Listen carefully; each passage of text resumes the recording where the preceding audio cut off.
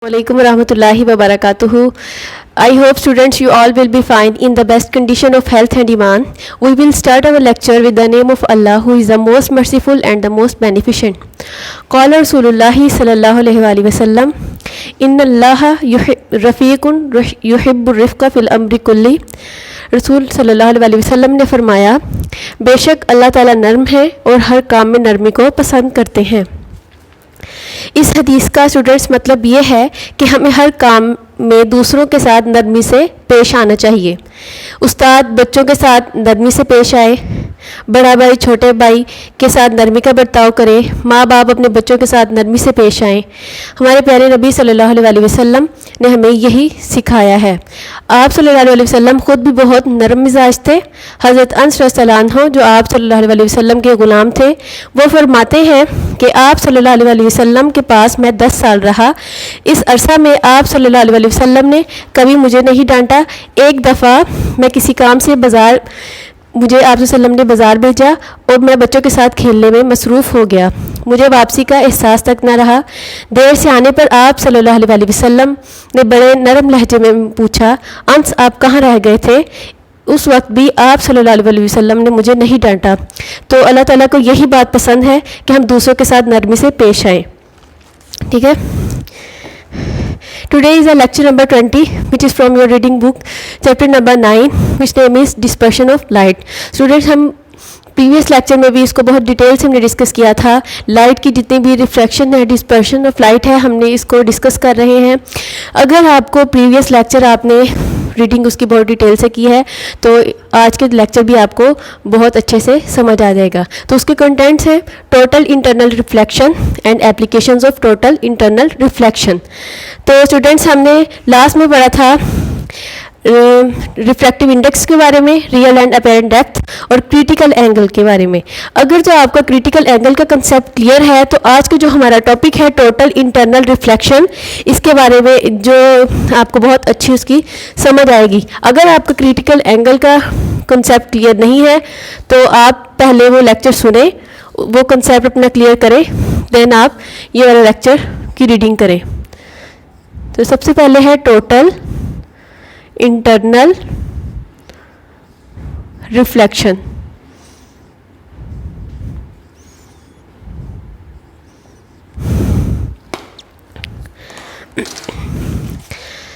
सबसे पहले स्टूडेंट्स हम यहाँ पे एक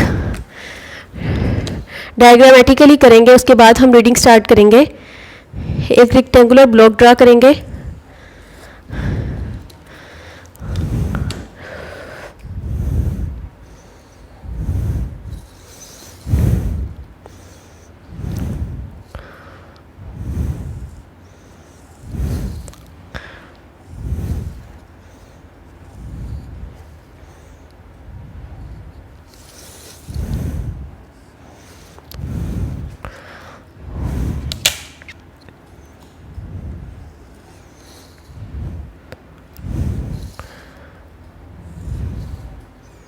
ये हमने एक रेक्टेंगुलर ब्लॉक जो है वो ड्रा किया है। स्टूडेंट्स, अब इसमें हमारे पास हैं दो मीडियम। ठीक है, ये है ग्लास का मीडियम और ये है हमारे पास एयर मीडियम। ठीक है, सबसे पहले हम यहाँ पे लिख लेते हैं, ये हमारे पास है glass medium and this one is air. ठीक है, अब यहाँ से क्या है, लाइट सोर्स। अगर आपने रिफ्रैक्शन का लेक्चर सुना था तो आपको पता होगा कि जब लाइट पास कर रही है एक मीडियम से दूसरे में तो वो क्या होगी, रिफ्रैक्ट होगी। ठीक है, ये है हमारे पास लाइट सोर्स। ठीक है, यहाँ से लाइट ग्लास मीडियम से एयर में गई है तो इसने क्या किया है, रिफ्रैक्ट किया है।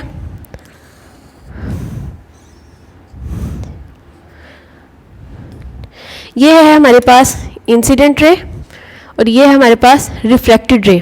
ठीक है स्टूडेंट्स, उसके बाद हमने क्रिटिकल एंगल में पढ़ा था कि एक टाइम ऐसा आता है कि ग्रेजुअली इंक्रीज करती है रे और वो पैरेलल टू द रिफ्रैक्टेड रे आ जाएगी।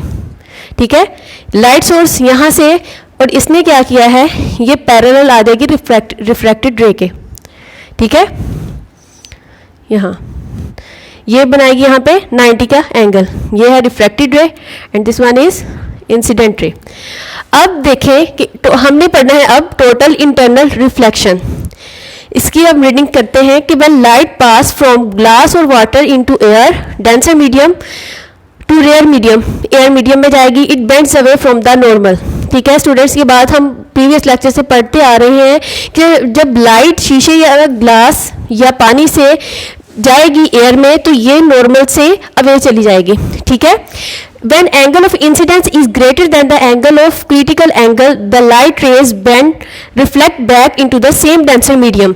ठीक है, जब अब यहाँ पे उन्होंने बात की है जब एंगल ऑफ इंसिडेंस ग्रेटर हो जाएगा एंगल ऑफ क्रिटिकल एंगल से, तो जो लाइट है वो दोबारा से रिफ्लेक्ट बैक करेगी कहाँ, in the same denser medium.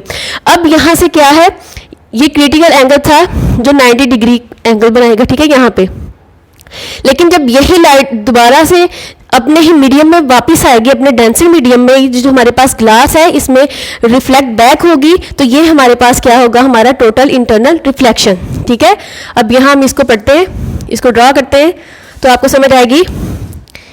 यह है लाइट सोर्स,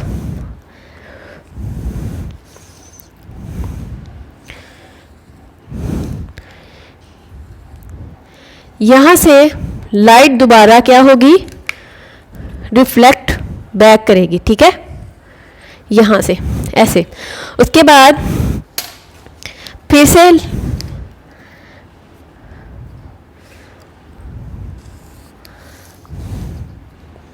अपने ही मीडियम में जब लाइट डेंसर मीडियम में वापस आएगी तो वो हमारा क्या कहलाएगा,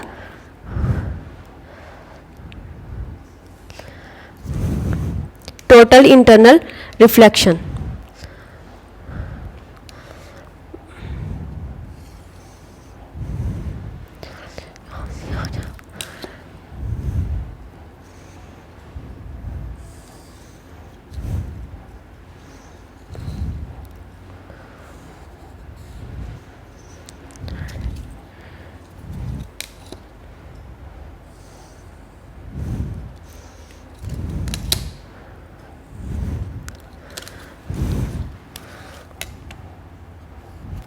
ये था स्टूडेंट्स जब 90 डिग्री का एंगल यहाँ पे बनेगा। अब यहाँ पे हम नॉर्मल्स ड्रॉ करते हैं। ठीक है, ये है क्रिटिकल एंगल का नॉर्मल। यहाँ पे आपको पता चल रहा है कि ये एंगल यहाँ पे बन रहा है 90। अब ये देखें दोबारा से जब लाइट ने किया है, लाइट अपने सोर्स मीडियम से जब गई है उसके बाद उसने दोबारा से रिफ्लेक्ट बैक किया है, अपने ही मीडियम में वो वापस आई है, तो ये क्या कहलाएगी, टोटल इंटरनल रिफ्लेक्शन। अब इसका भी हम ड्रॉ करते हैं नॉर्मल, और इसका भी। यहाँ से लाइट ने क्या किया था, रिफ्लेक्ट किया था, यहाँ क्या आएगा, रिफ्रैक्शन। ठीक है, ये यहाँ पे ये क्या है, अपने ही मीडियम में वापस आई है, तो ये हमारा पूरा क्या आएगा, ये दोनों टोटल इंटरनल रिफ्लेक्शन।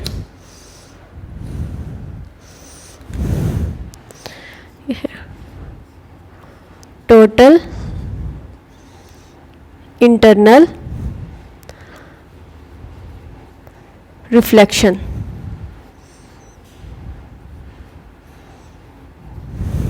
ठीक है, अब यहाँ देखें हमारे पास था यहाँ पे एंगल ऑफ इंसिडेंस। ठीक है, यहाँ पे क्या था हमारे पास, हमने प्रीवियस लेक्चर में पढ़ा था, ये है हमारा क्रिटिकल एंगल जिसको इंसिडेंस एंगल के हमने इक्वल किया था।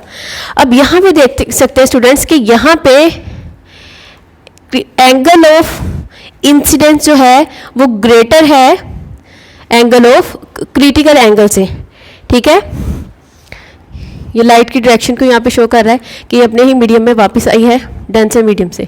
अब हमने स्टूडेंट्स क्या पढ़ा है कि जब लाइट पास करेगी ग्लास इनटू एयर, ये bend, it bends away from the normal when the angle of incidence. अब यहाँ देखिए एंगल ऑफ इंसिडेंस ग्रेटर है क्रिटिकल एंगल से, तो लाइट ने रिफ्लेक्ट बैक किया है अपने ही सेम डेंसर मीडियम में, तो ये हमारा क्या कहलाएगा, angle of total internal reflection.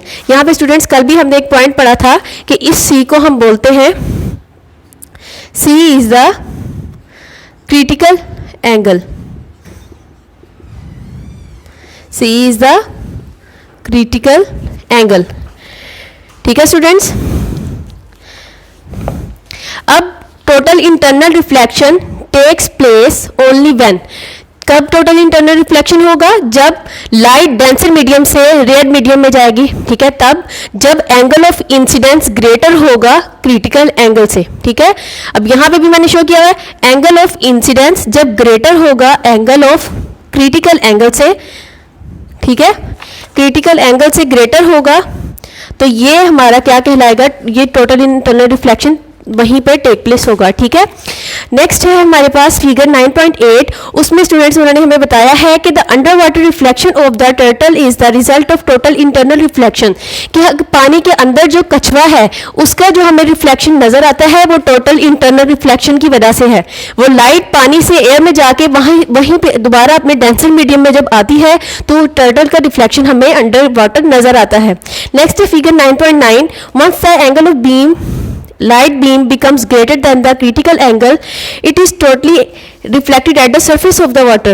जब light beam जो है वो greater होगी critical angle से तो जो उसकी पानी की सतह पे जो है वो क्या नजर आएगा? हमें reflection नजर आएगा. ठीक है, नेक्स्ट है हमारे पास applications of total internal reflection. ठीक है, applications of total internal reflection.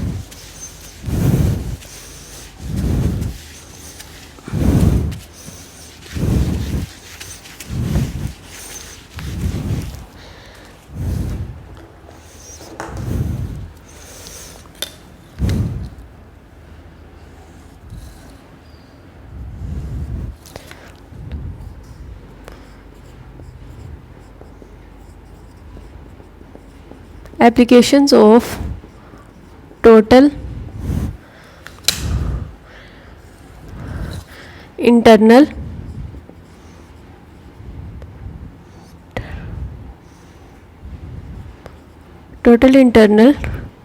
Reflection. अब हम इसको डिस्कस करते हैं कि एप्लीकेशंस क्या हैं टोटल इंटरनल रिफ्लेक्शंस की. Many optical instruments use the principle of total internal reflection for their working. अब ऑप्टिकल इंस्ट्रूमेंट्स स्टूडेंट्स ऐसे हैं, बसरी औजार हैं जो हमारी आंखों से देखने वाले जितने भी इंस्ट्रूमेंट्स हैं उनको हम ऑप्टिकल इंस्ट्रूमेंट्स बोलते हैं. तो ये अपने काम के लिए टोटल इंटरनल रिफ्लेक्शन के असूल को इस्तेमाल करते हैं. तो सबसे पहले है हमारे पास पेज नंबर 97 पे प्रिज्म्स. ठीक है, हम प्रिज्म्स को सबसे पहले डिस्कस करेंगे कि प्रिज्म्स क्या हैं. ठीक है, अब prism is a block of glass with 3 rectangular and 2 triangular surfaces. अब स्टूडेंट्स आप यहाँ पे अपनी डायग्राम में देख सकते हैं कि एक ये ब्लॉक ऑफ ग्लास है, ग्लास का एक ब्लॉक है जिसकी 3 साइड क्या है? रेक्टेंगुलर है और 2 साइड इसकी क्या है? ट्रायंगुलर सरफेसेस की हैं. ठीक है, अ right angle prism has 190 degree and 2 45 degree angles. अगर हम इसको ड्रॉ करें तो आपको पता चलेगा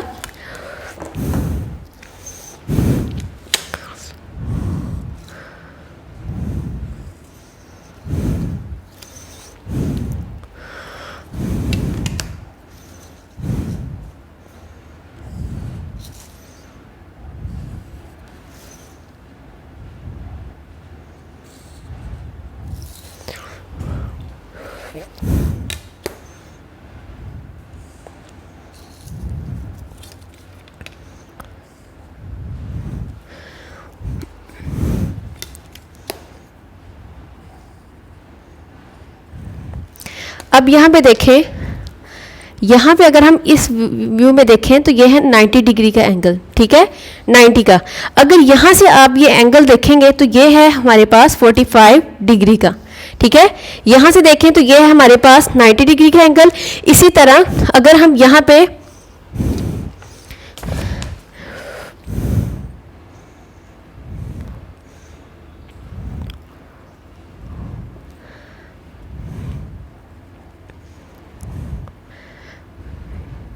तो इसी तरह क्या है कि इसी साइड में क्या होगा, 90 डिग्री के दो एंगल्स होंगे, एक 90 डिग्री का एंगल होगा और दो होंगे हमारे पास 45 डिग्री के angles. The critical angle for glass is about 42 degree.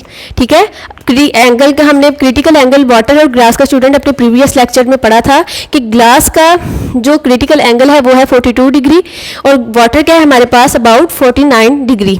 When light enters the prism it will undergoes total internal reflection. जब रोशनी प्रिज्म के अंदर दाखिल होती है तो उसकी जो दाखिली अक्कासी है वो गुजरेगी। ठीक है, इंटरनल का मतलब है दाखिल अंदरूनी। ठीक है, तो रिफ्लेक्शन का मतलब है अक्स। ठीक है, नेक्स्ट है हमारे पास बायनोकुलर।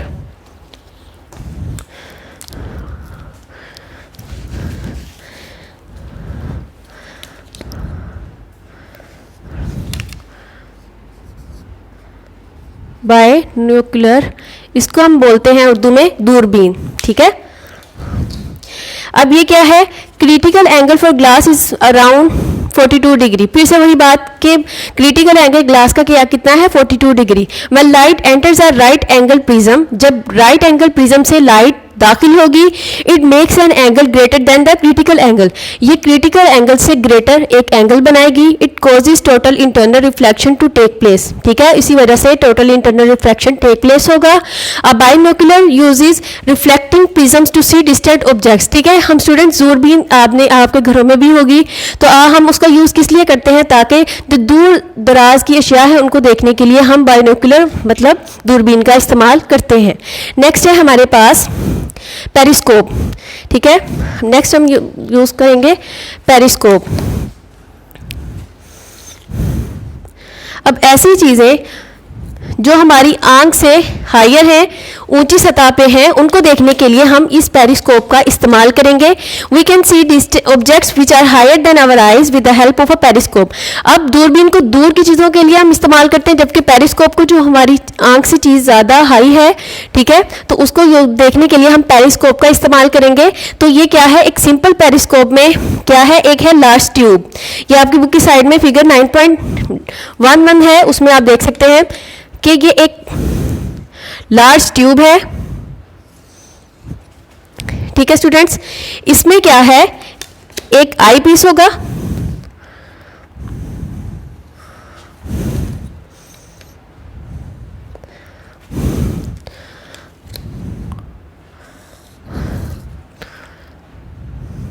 पहले हम इसको ड्रॉ कर लेते हैं, फिर इसकी रीडिंग करते हैं।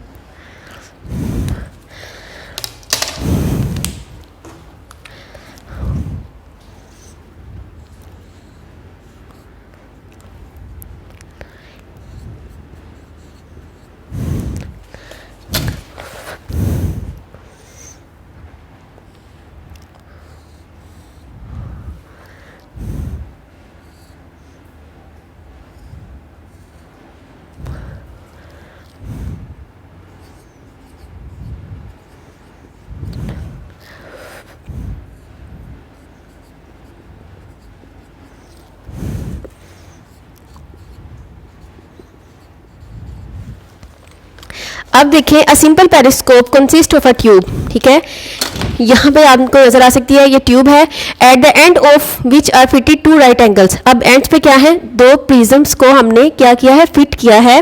The first prism turns light coming from the object towards the second. अब स्टूडेंट्स, यहाँ पे जो हमने ऑब्जेक्ट देखना है, वहाँ से लाइट क्या होगी, एंटर होगी। अब ये है ऑब्जेक्ट, यहाँ से लाइट एंटर होगी और इस प्रिज्म तक आएगी। अब ये प्रिज्म लाइट को आगे पास करेगा सेकंड प्रिज्म में, और वहाँ से आई बाद में जो लाइट है वो हमारी आई में जाएगी, तो वहाँ से फिर हमें वो ऑब्जेक्ट जो है वो नज़र आएगा।